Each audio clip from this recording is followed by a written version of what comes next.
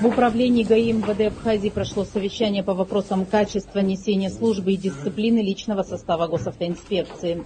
Вице-премьер-министр внутренних дел Роберт Кют обозначил ряд основных требований по направлению обеспечения дорожной безопасности в республике, абсолютного исполнения приказов руководства ведомства, а также служебного соответствия кадрового состава Центрального аппарата управления ГАИ и территориальных подразделений.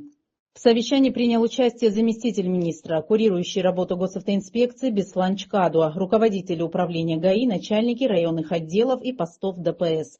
Важной задачей глава МВД определил максимальное выявление транспортных средств без госномерных знаков. Очень много автомобилей у нас на трассе без государственных регистрационных знаков перемещаются. Наверное, всем понятно, почему это происходит. Особенно в западной части республики.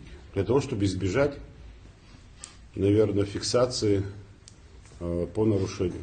Раз человек снимает номера, значит, он планирует нарушать. Так же, да, наверное? Все автомобили, повторяю для вас всех, которые ездят без регистрационных знаков, должны быть остановлены и изъяты у водителей.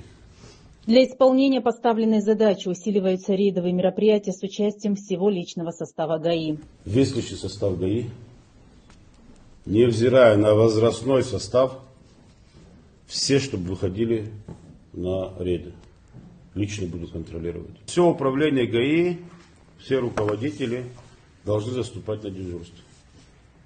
И дежурить, как полагается. Никаких привилегий ни для одного человека здесь не должно быть.